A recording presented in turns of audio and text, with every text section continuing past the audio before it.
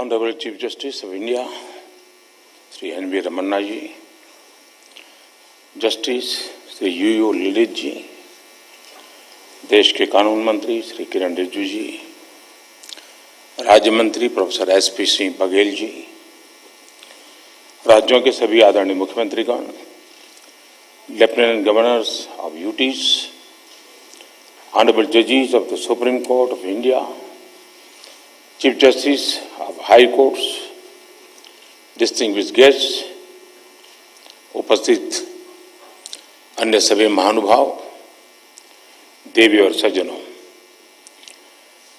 राज्य के मुख्यमंत्रियों और हाई कोर्ट के मुख्य न्यायाधीशों की ये जॉइंट कॉन्फ्रेंस हमारी संवैधानिक खूबसूरती का सजीव चित्रण है। मुझे खुशी है कि इस अवसर पर मुझे भी आप सबके बीच कुछ पल बिताने का अवसर मिला है। हमारे देश में जहां एक और जुडिशरी की भूमिका संविधान संरक्षक की है, वहीं लेजिस्लेचर नागरिकों की आकांक्षाओं का प्रतिनिधित्व करता है। मुझे विश्वास है कि संविधान की इन दो धाराओं का ये संगम, ये संतुलन देश में प्रभावी और समयबद्ध न्याय व्यवस्था का रोडमैप तैयार करेगा। मैं आप सभी को इस आयोजन के लिए हृदय से शुभकामनाएं देता हूं। साथियों, मुख्यमंत्रियों और मुख्य न्यायाधीशों की ज्वाइंट कॉन्फ्रेंस पहले भी होती आई है और उनसे हमेशा देश के लिए कुछ न कुछ नए विचार भी निकले हैं, लेकिन ये इस बार ये जो आयोजन अपने आप में और भी ज्यादा खास है। आज ये कॉन्फ्रेंस एक ऐसे समय में हो रही है जब देश अपनी आजादी का अमृत महोत्सव मना रहा है। आजादी के इन 75 सालों ने जुडिशरी और एग्जीक्यूटिव दोनों के ही रोल्स और रिस्पॉन्सिबिलिटीज को निरंतर स्पष्ट किया है। जहां जब भी जरूरी हुआ देश को दिशा देने के लिए ये रिलेशन लगातार इवॉल्व हुआ है। आज आजादी के अमृत महोत्सव में जब देश नए अमृत संकल्प ले रहा है, नए सपने देख रहा है, तो हमें भी भविष्य की तरफ देखना होगा। 2047 में जब देश अपनी आजादी के 100 साल पूरे करेगा, तब हम देश में कैसी न्याय व्यवस्था देखना चाहेंगे।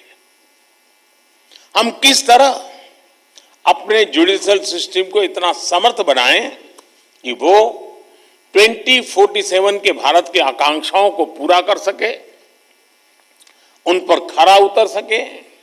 ये प्रश्न आज हमारी प्राथमिकता होना चाहिए। अमृत काल में हमारा विजन एक ऐसी न्याय व्यवस्था का होना चाहिए जिसमें न्याय सुलभ हो, न्याय त्वरित हो और न्याय सबके लिए हो। साथियों, देश में न्याय की देरी को कम करने के लिए सरकार अपने स्तर से हर संभव प्रयास कर रही है। हम जुडिशियल स्ट्रेंथ को बढ़ाने के लिए प्रयास कर रहे हैं। जुडिशियल इंफ्रास्ट्रक्चर को बेहतर करने की कोशिश चल रही है। केस मैनेजमेंट के लिए आईसीटी के इस्तेमाल की शुरुआत भी की गई है। सबऑर्डिनेट कोर्ट्स और डिस्ट्रिक्ट कोर्ट से लेकर हाई कोर्ट तक वैकेंसीज को भरने के लिए भी प्रयास हो रहे हैं। साथ ही जुडिशियल इंफ्रास्ट्रक्चर को मजबूत करने के लिए भी देश में व्यापक काम हो रहा है। इसमें राज्यों की भी बहुत बड़ी भूमिका है। साथियों, आज पूरी दुनिया में नागरिकों के अधिकार के लिए, उनके सशक्तिकरण के लिए टेक्नोलॉजी एक इंपॉर्टेंट टूल बन चुकी है। हमारे जुडिशियल सिस्टम में भी टेक्नोलॉजी की संभावनाओं से आप सब परिचित हैं। हमारे ऑनरेबल जजेस समय समय पर इस विषय को आगे भी बढ़ाते रहे हैं। भारत सरकार भी जुडिशियल सिस्टम में टेक्नोलॉजी की संभावनाओं को डिजिटल इंडिया मिशन का एक जरूरी हिस्सा मानती है। उदाहरण के तौर पर ई कोर्ट्स प्रोजेक्ट को आज मिशन मोड में इंप्लीमेंट किया जा रहा है। सुप्रीम कोर्ट ई कमेटी के मार्गदर्शन में जुडिशियल सिस्टम में टेक्नोलॉजी इंटीग्रेशन और डिजिटाइजेशन का काम तेजी से आगे बढ़ रहा है।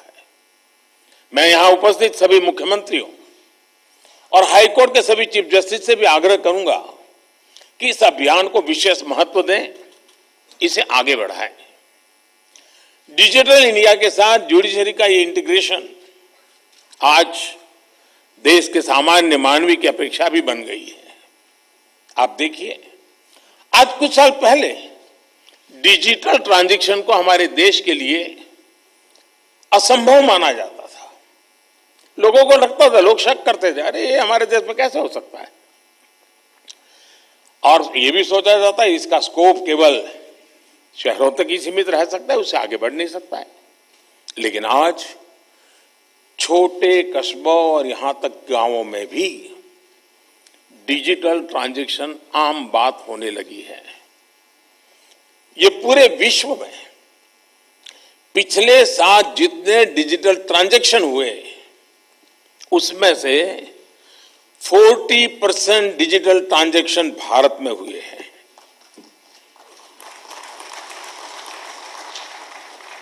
सरकार से जुड़ी वो सेवाएं जिनके लिए पहले नागरिकों को महीनों ऑफिस के चक्कर काटने पड़ते थे, वो अब मोबाइल पर अवेलेबल हो रही है। ऐसे में स्वाभाविक है जिस नागरिक को सेवाएं और सुविधाएं ऑनलाइन उपलब्ध हो रही हैं, वो न्याय के अधिकार को लेकर भी वैसे ही अपेक्षाएं करेगा। साथियों, आज जब हम टेक्नोलॉजी और फ्यूचरिस्टिक अप्रोच की बात कर रहे हैं तो इसका एक important aspect tech friendly human resources भी है। टेक्नोलॉजी आज युवाओं के जीवन का स्वाभाविक हिस्सा है। यह हमें सुनिश्चित करना है कि युवाओं की एक्सपर्टाइज, उनकी प्रोफेशनल स्ट्रेंथ कैसे बने। आजकल कई देशों में लॉ यूनिवर्सिटीज में blockchains, electronic discovery, cyber security, robotics, artificial intelligence और बायो एथिक्स जैसे विषय पढ़ाए जा रहे हैं। हमारे देश में भी legal education in international standard के मुताबिक हो, यह हम सबकी जिम्मेदारी है। इसके लिए हमें मिलकर प्रयास करने होंगे। साथियों, हमारे शास्त्रों में कहा गया है न्यायमूलम सुराज्यम स्यात्, अर्थात किसी भी देश में सुराज का आधार न्याय होता है। इसलिए न्याय जनता से जुड़ा होना चाहिए, जनता की भाषा में होना चाहिए। जब तक न्याय के आधार को सामान्य मानवी नहीं समझता, उसके लिए न्याय और राजकीय आदेश में बहुत फर्क नहीं होता है। मैं इन दिनों सरकार में एक विषय पे थोड़ा दिमाग खपा रहा हूं। दुनिया के कई देश ऐसे हैं कि जहां कानून बनाते हैं तो एक तो लीगल टर्मिनोलॉजी में कानून होता है, लेकिन उसके साथ एक और कानून का रूप भी रखा जाता है जो लोक भाषा में होता है, सामान्य मानवी की भाषा में होता है, और दोनों मान्य होते हैं। और उसके कारण सामान्य मानवी को कानूनी चीजों को समझने में न्याय के दरवाजे खटखटाने की जरूरत नहीं पड़ती है। हम कोशिश कर रहे हैं कि आने वाले दिनों में हमारे देश में भी कानून एक पूरी तरह लीगल टर्मिनोलॉजी हो, लेकिन साथ साथ वही बात सामान्य व्यक्ति की समझ में आए उस भाषा में, और वो भी दोनों एक साथ असेंबली में या पार्लियामेंट में पारित हो, ताकि आगे चल करके सामान्य मानवी उसके आधार पर अपनी बात रख सकता है। दुनिया के कई देशों में ये परंपरा है। अभी मैंने एक टोली बनाई है, वो उसका अध्ययन कर रही है। साथियों, हमारे देश में आज भी हाई कोर्ट्स और सुप्रीम कोर्ट की सारी कार्यवाही इंग्लिश में होती है, और मुझे अच्छा लगा सीजेआई ने स्वयं ने इस विषय को स्पर्श किया। तो कल अखबारों को पॉजिटिव खबर का अवसर तो मिलेगा अगर उठा ले तो।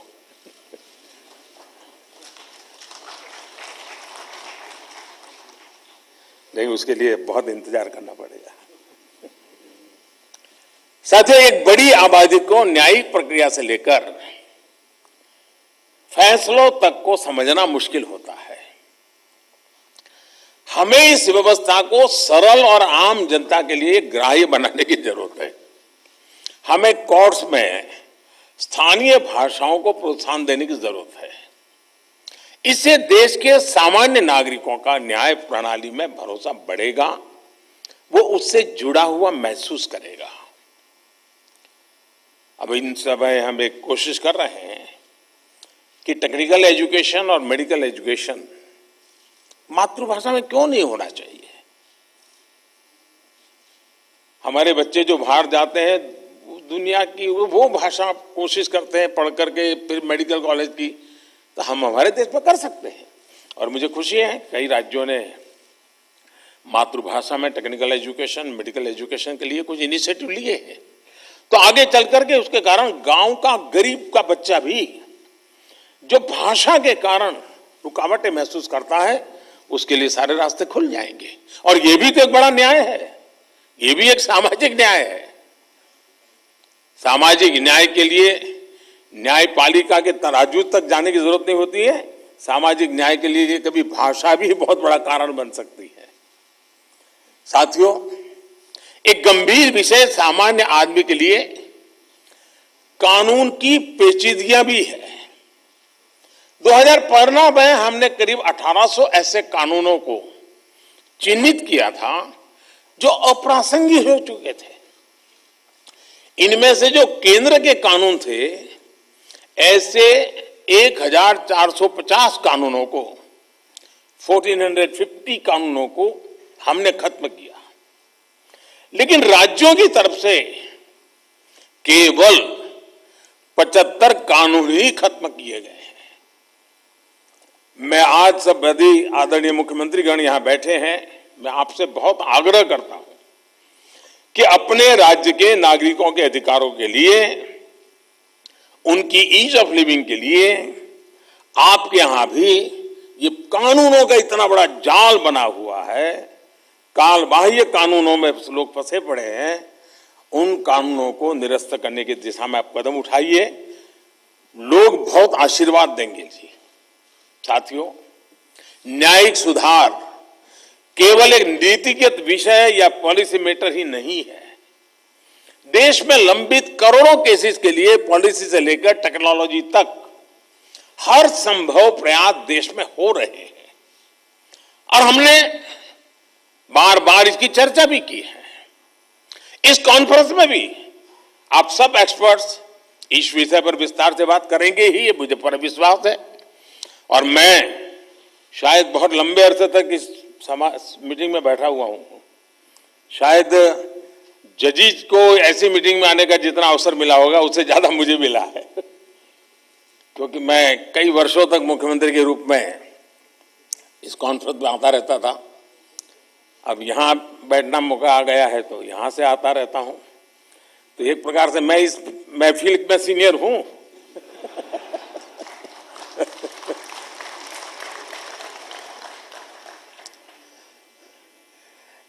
साथियों, इस विषय में जब मैं बात कर रहा था तो मैं मानता हूं कि इन सारे कामों में मानवीय संवेदनाएं जुड़ी हुई है।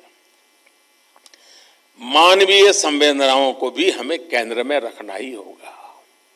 आज देश में करीब 3.5 लाख प्रिजनर्स ऐसे हैं जो अंडर ट्रायल है और जेल में है।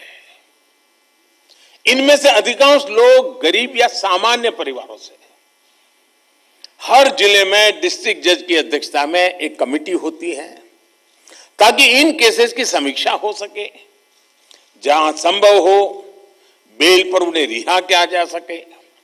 मैं सभी मुख्यमंत्रियों और हाई कोर्ट के जजेस से अपील करूंगा कि मानवीय उन संवेदनाओं और कानून के आधार पर इन मामलों को भी अगर संभव हो तो प्राथमिकता दी जाए।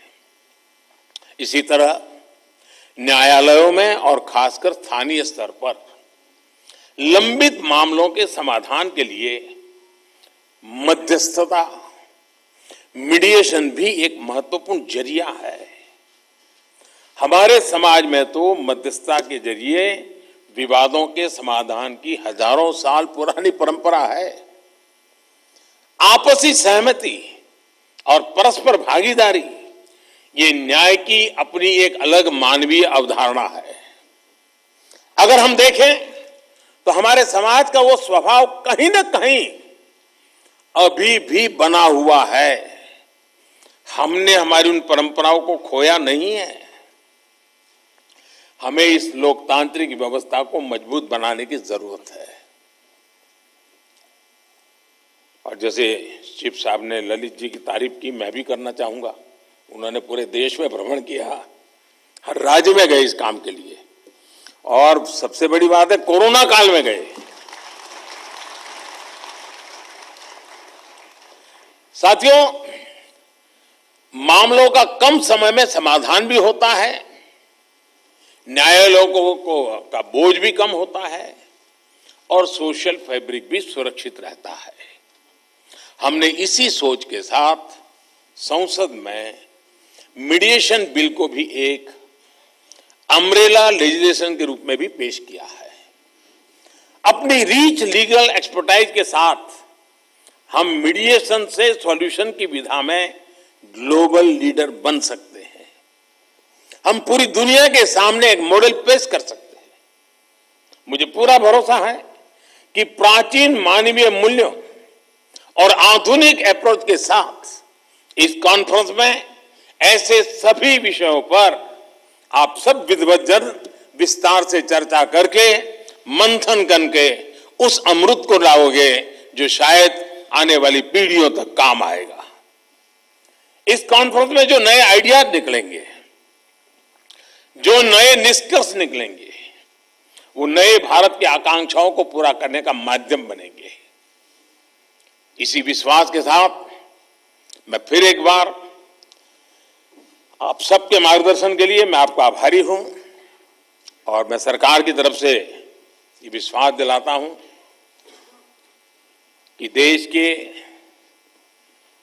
न्याय व्यवस्था के लिए सरकारों ने जो करना होगा, चाहे राज्य सरकार हो, केंद्र सरकार हो, वो भरसक प्रयास करेगी ताकि हम सब मिलकर के देश के कोटि कोटि नागरिकों की आशा अपेक्षाओं को पूर्ण कर सके और 2047 में देश जब आजादी के 100 साल मनाए तब हम न्याय के क्षेत्र में भी और अधिक गौरव के साथ, और अधिक सम्मान के साथ, और अधिक संतोष के साथ आगे बढ़े।